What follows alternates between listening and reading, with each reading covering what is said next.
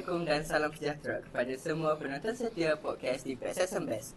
Hari ini merupakan satu episod yang sangat istimewa dan penuh makna buat kami di Sembes kerana kami diberi peluang yang amat berharga untuk menemubual seorang ikon seni negara yang tidak asing lagi.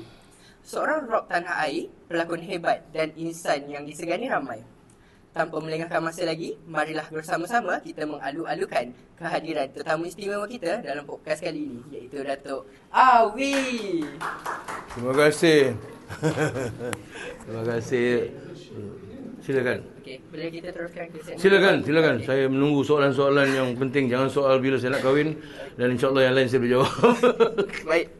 Okey, soalan pertama. Sebagai seorang ikon seni tanah air, apakah kepentingan sukan kepada generasi muda menurut Datuk? Baik, seperti umum faham tentang sukan. Sebenarnya sukan ini adalah untuk memberi kita kesihatan dan sebagainya. Tetapi kalau kita go on extreme sport ni, dia akan pergi kepada untuk membanggakan diri dan juga negara ataupun negeri masing-masing lah kan. Di mana kita nak pergi sebenarnya. Sukan ini sebenarnya banyak membantu pertama pada diri sendirilah, menyihatkan diri. Of course kita akan sihatkan otak kita dan kesihatan kita pun semua terjamin daripada sukan. Dan tengok sukan apalah kan, tengok sukan apa. Dan satu lagi tu, bila kita dah maju sedikit dalam sukan daerah, peringkat dia akan pergi ke peringkat ini dan terus mewakili negara dan terus dapat mengharumkan negara. Jadi saya rasa sukan ini sangat penting untuk negara kita kerana salah satunya dia dapat mempromosikan negara kita dan dapat mempromosikan cara hidup sihat. Dan saya personally menggalakkan semua orang bersukan untuk menyihatkan pertamanya tubuh badan dan otak kita, supaya bila kesihatan yang bagus, maka otak kita pun akan jadi bagus. Dan bila kita banyak berkeluar, bersukan, berjumpa dengan orang, maka pengalaman kita pun luas. Pengalaman luas, jadi kita minda kita tidak terkongkong dalam satu kelompok saja. Jadi dia bebas keluar daripada kongkongan di satu kawasan. Ini pun bagus juga untuk minda atau untuk akal fikiran kita kan, supaya kita dapat banyak bila kita keluar melihat banyak pengalaman. Bila banyak melihat di luar, banyaklah pengalaman kita dapat. Banyak pengalaman, banyaklah ilmu-ilmu lain yang kita dapat. Jadi bersukanlah untuk kesihatan dan negara. Saya setuju. Setuju? Setuju. Okay, kau terpaksa setuju ke apa? Saya setuju sangat-sangat. Tak terpaksa. Okay, soalan kedua. Apakah momen sukan yang paling memberi inspirasi kepada Datuk? Momen sukan. Sewaktu saya dapat mewakili sekolah bermain takraw.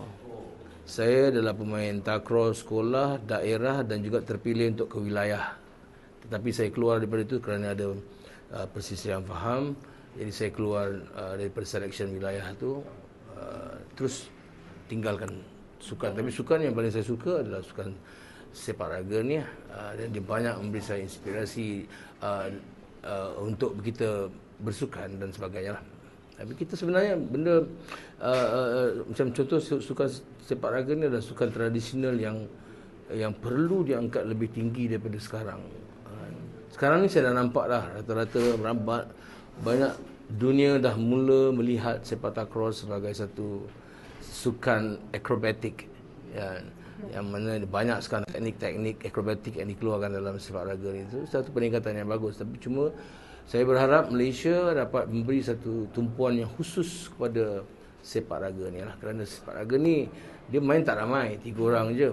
Dan tetapi dia punya skill tu sangat bagus. Dan teamwork yang ada dalam tu, combination 3 orang ni sangat diperlukan untuk menjadi juara. Tekong, feeder dan killer ni kena beri satu combination yang bagus untuk berjaya.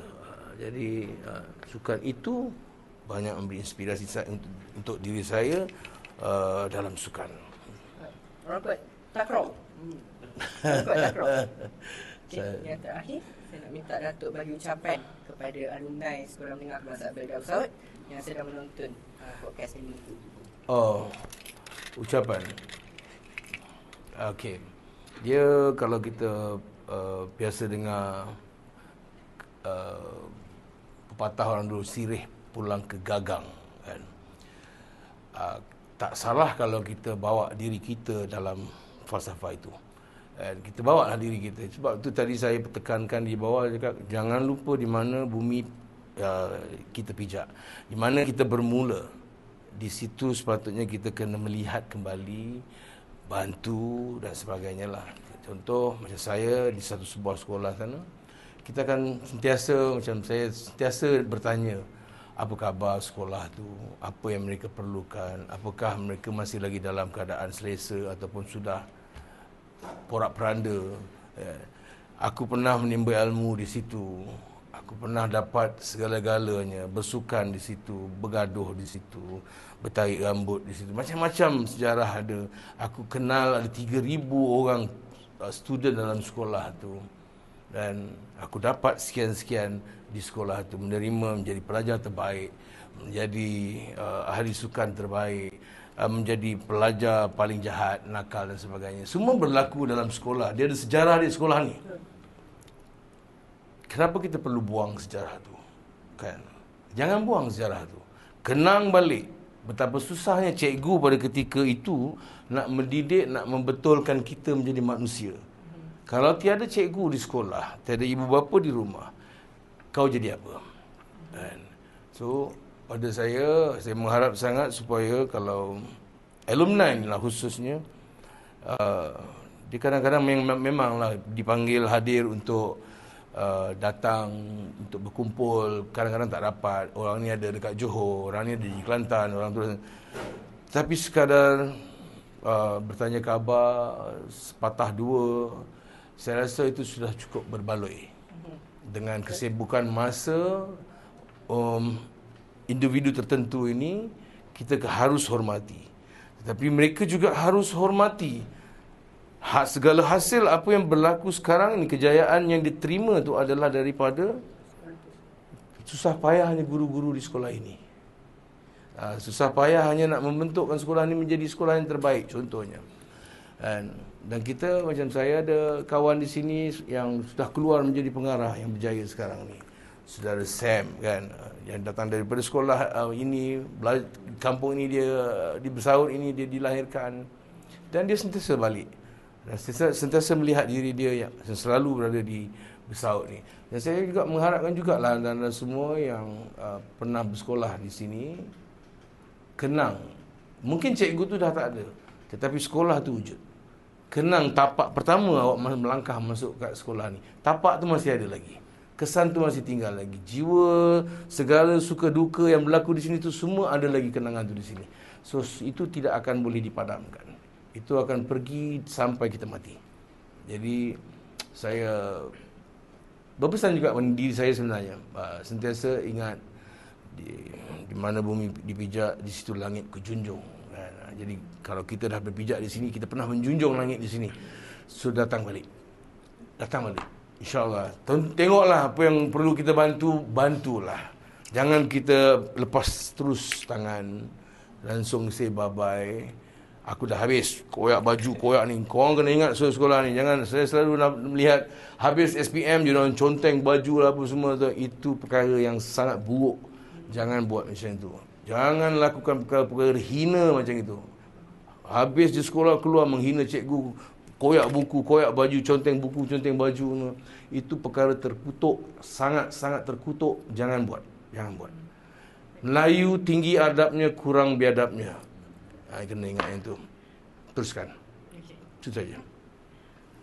Itulah apanya ya. Dah keluar lupa terus. Setuju. Lamuk tampok ha. Okay, Datuk, nampaknya masa menceburui kita. Siapa yang cemburu? Masa cemburu Masih kita. baik masa. Okay. Terima kasih Datuk sudi meluangkan masa untuk perkongsian kali ini. Baik. Perkongsian Datuk bukan sekadar perkongsian yang kosong, malah memberi inspirasi kepada kita orang semua. InsyaAllah.